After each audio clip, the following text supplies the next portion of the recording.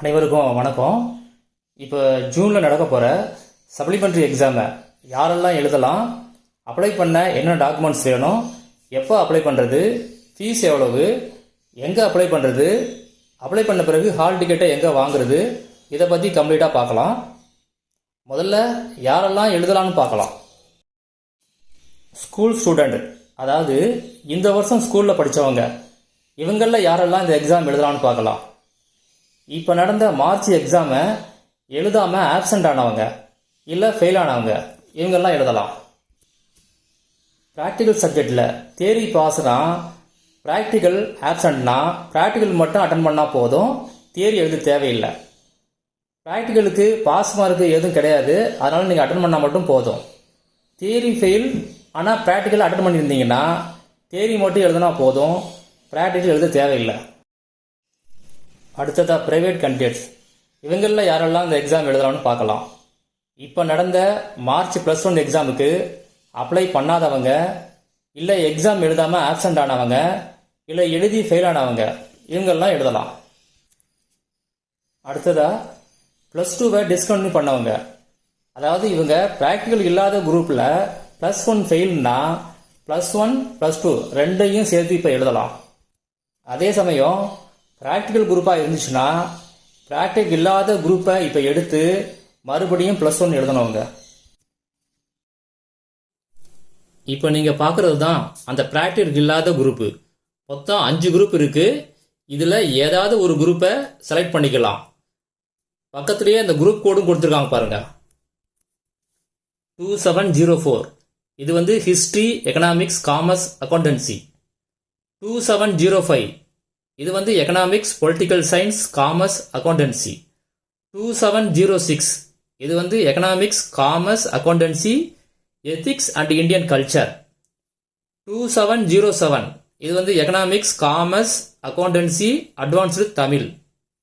2708 இது economics, commerce, accountancy, business maths and statistics. அடுத்ததா old பேட்டர்னில் எக்ஸாம் எழுதின ப்ரைவேட் கேண்டிடேட்ஸ், அதாவது 200 மார்க்கு எக்ஸாம் எழுதினவங்க இப்போ நியூ பேட்டர்ன், நியூ சிலபஸ் இதில் தான் அவங்க எக்ஸாம் எழுதணும். ப்ராக்டிக்கல் இல்லாத சப்ஜெக்ட்டுக்கு 90 மார்க் எக்ஸாம் எழுதணும். அதை 200 மார்க் கன்வெர்ட் பண்ணி மார்க் ஷீட்டில் தருவாங்க. ப்ராக்டிக்கல் சப்ஜெக்ட்டுக்கு 70 மார்க்கு எழுதணும். அதை 150க்கு கன்வெர்ட் பண்ணி ப்ராக்டிக்கல் மார்க்கு 50 ஆட் பண்ணி 200 மார்க்குக்கு மார்க் ஷீட் தருவாங்க. +1 ஃபர்ஸ்ட் டைமாக எழுத போகிறவங்க, அதாவது இவங்க 10th பாஸ் பண்ணி 1 இயர் கம்ப்ளீட் ஆகிருக்கணும். அப்போ தான் அவங்க +1 எழுத முடியும். அதே டைமில் ஏஜ் 15.5 கம்ப்ளீட் ஆகிருக்கணும். அடுத்ததாக அப்ளை பண்ண என்னென்ன டாக்குமெண்ட்ஸ் வேணும்னு பார்க்கலாம். ஏற்கனவே +1 எழுதியிருந்தீங்கன்னா அந்த +1 மார்க் ஷீட்டு, ஃபர்ஸ்ட் டைமாக +1 எழுத போனீங்கன்னா 10th மார்க் ஷீட்டு. அடுத்ததாக TC, birth certificate, community certificate, Aadhaar card, passport size colour photo 2. இந்த எல்லாத்தையும் 2 செட்டு ஜெராக்ஸ் எடுத்து செல்ஃப் அட்டஸ்ட் பண்ணிக்கிங்க. இதை சென்டரில் நீங்கள் சப்மிட் பண்ணணும். ஒரிஜினலாக அங்கே காட்டினா மட்டும் போதும். அடுத்ததாக எப்போ அப்ளை பண்ணுறதுன்னு பார்க்கலாம். அப்ளை பண்ணுற டேட்டை May 1 இல்லை 2nd வீக்கில் அனௌன்ஸ் பண்ணுவாங்க. அப்ளை பண்ணுறதுக்கு 1 வீக் டைம் தருவாங்க. தட்கல் முறையில் எக்ஸ்ட்ரா 2 நாள் தருவாங்க. ஆனால் ஃபீஸ் கொஞ்சம் எக்ஸ்ட்ராவாக இருக்கும். இப்போ ஃபீஸை பற்றி பார்க்கலாம். அனௌன்ஸ்மெண்ட் வந்த பிறகு தான் கரெக்டான ஃபீஸ் தெரியும். லாஸ்ட் இயர் ஃபீஸை இப்போ ஒரு தடவை பார்த்துடலாம். ஏற்கனவே +1 எழுதினவங்க இவங்க கட்ட வேண்டிய ஃபீஸு ஒவ்வொரு சப்ஜெக்ட்டுக்கும் 50 ரூபா ப்ளஸ் எக்ஸ்ட்ரா அமௌண்ட்டு 105 ரூபா. ஃபர்ஸ்ட் டைமாக +1 எழுத போகிறவங்க இவங்க கட்ட வேண்டிய ஃபீஸ் 150 ரூபா ப்ளஸ் எக்ஸ்ட்ரா அமௌண்ட்டு 105 ரூபா. தக்கலில் ஃபீஸ் கட்டினா 1000 ரூபாய் எக்ஸ்ட்ரா கட்டணும். ஃபீஸை கேஷாக தான் கட்ட முடியும், வேறு ஆப்ஷன் எதுவும் கிடையாது. அதனால் சேஞ்சாக எப்போதும் வச்சுக்கோங்க. அடுத்ததாக எங்கே அப்ளை பண்ணுறதுன்னு பார்க்கலாம். ஸ்கூல் ஸ்டூடெண்ட், அதாவது இந்த வருஷம் ஸ்கூலில் படித்து ஆப்சண்ட் இல்லை ஃபெயில் ஆனவங்க இவங்க ஸ்கூலில் அப்ளை பண்ணணும். ப்ரைவேட் கேண்டிடேட் இவங்க எக்ஸாம் சர்வீஸ் சென்டர், அதாவது அரசு சேவை மையம் இங்கே அப்ளை பண்ணணும்.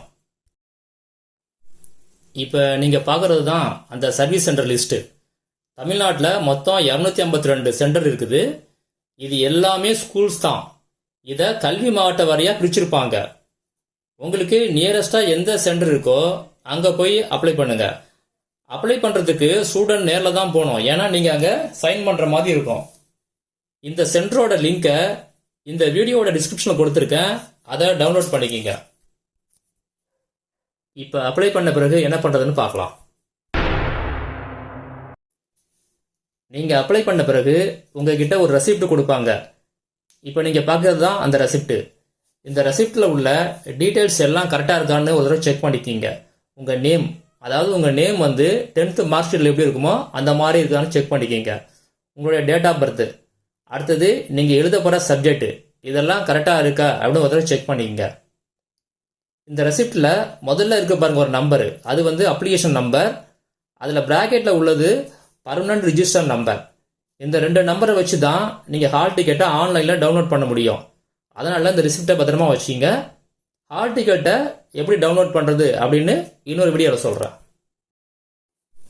நீங்கள் இந்த சேனலை சப்ஸ்கிரைப் பண்ணி பக்கத்தில் உள்ள பெல் ஐக்கானை கிளிக் பண்ணுங்கள். அப்போ தான் நான் போடுற வீடியோவோட நோட்டிஃபிகேஷன் உங்கள் ஃபோனுக்கு வரும். இந்த வீடியோ பிடிச்சிருந்தா ஒரு லைக் பண்ணுங்கள், உங்கள் ஃப்ரெண்ட்ஸ்களுக்கு ஷேர் பண்ணுங்கள். ஏதாவது கேள்வி இருந்தால் கமெண்ட்டில் கேளுங்கள்.